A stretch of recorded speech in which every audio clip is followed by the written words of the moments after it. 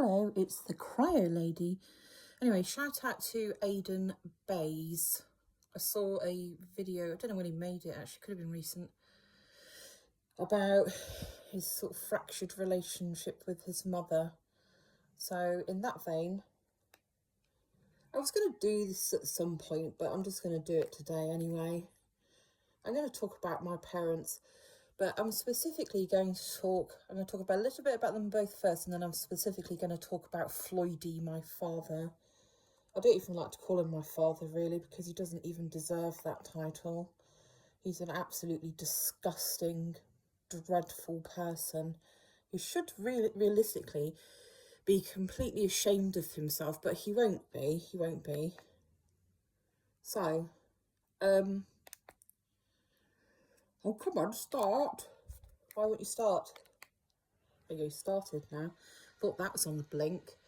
Anyway, brief background. Haven't seen my parents since 2012. Now, I left my husband. One of the reasons why I left my husband was because of domestic abuse that he put me through, the steady and increasing domestic abuse that he put me through. He'd love to say that he hadn't, but Jambles definitely did. And I in the end, what sorted it for me was that it started spilling over onto our children. Now I have 5 children. Anyway, so that's sort of background bit there. The last time I saw my parents was in 2012, and I cut all contact with them in 2013. Why? Well, because in 2013, I knew they had their house on the market, and in 2013, I quite by accident discovered that it was actually sold and they'd gone. They told my brothers and sisters not to tell me. They specifically told all of my brothers and sisters not to tell me. Now you may ask yourself, what is it that I've done? I must have done something. No, I hadn't done anything at all. Okay, no, done nothing at all. I'm trying to get this right, really.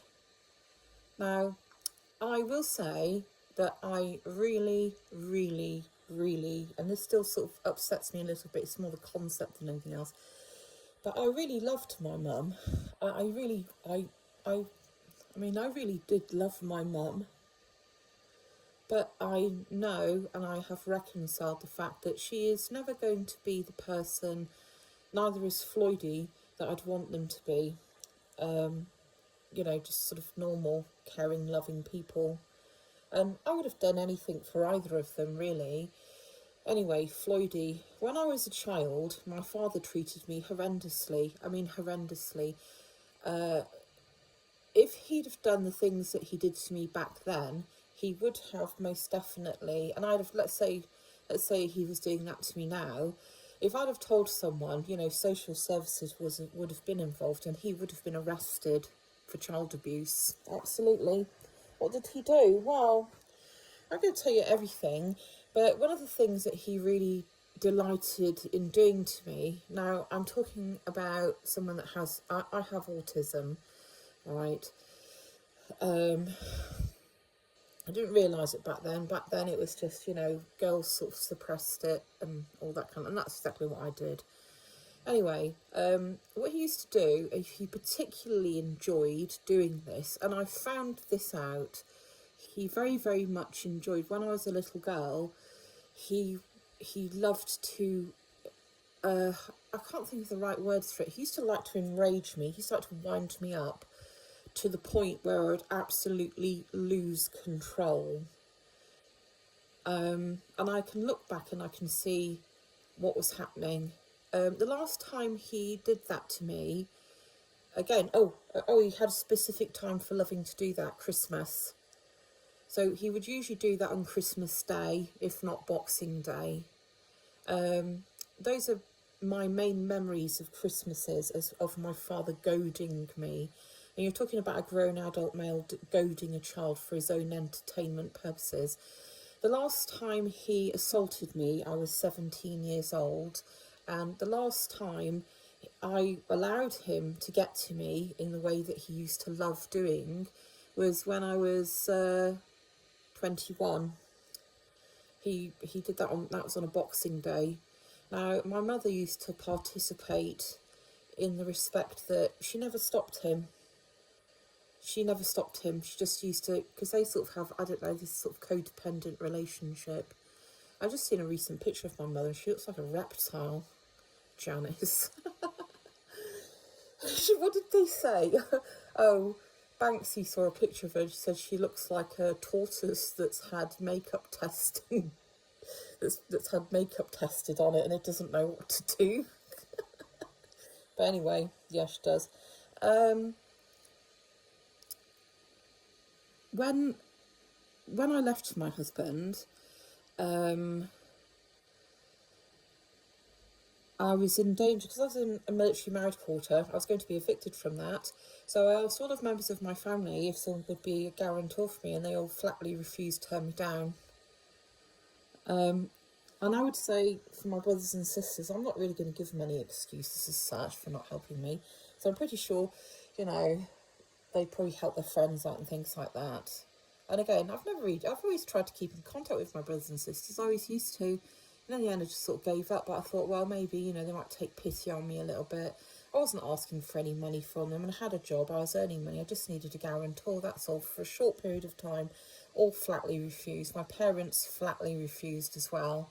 Wouldn't help me. Neither Janice nor Floyd would lift a finger to help me. And I had no one. Had absolutely no one. At that particular point in time, my eldest was, I think, 15. My youngest were twins of 3. And, you know, so I had 5 children. One of my children had a 4-year-old with learning disabilities. It couldn't speak. Had autism. I had not a soul in the world. Not a soul in the world.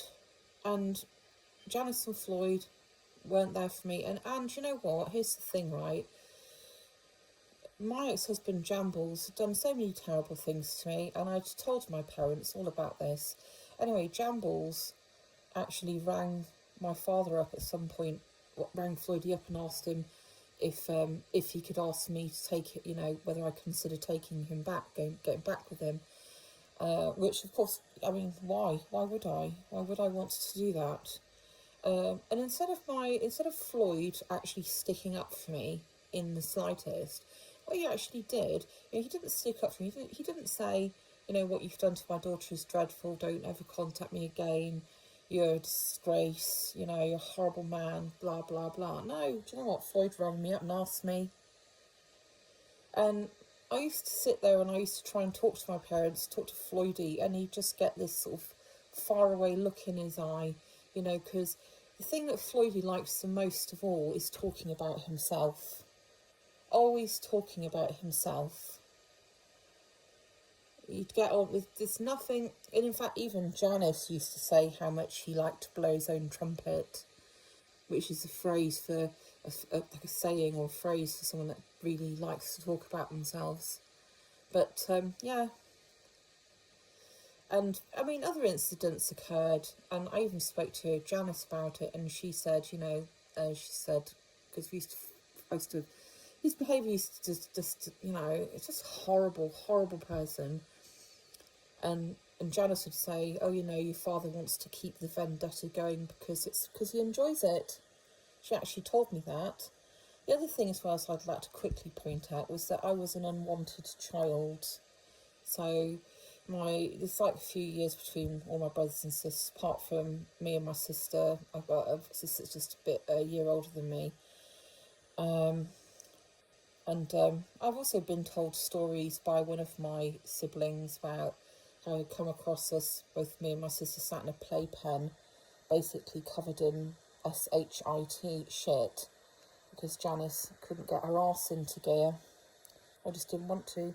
Anyway, that's about Floydie, but Aidan Bays, yeah, I do know how it feels, definitely. Bless you.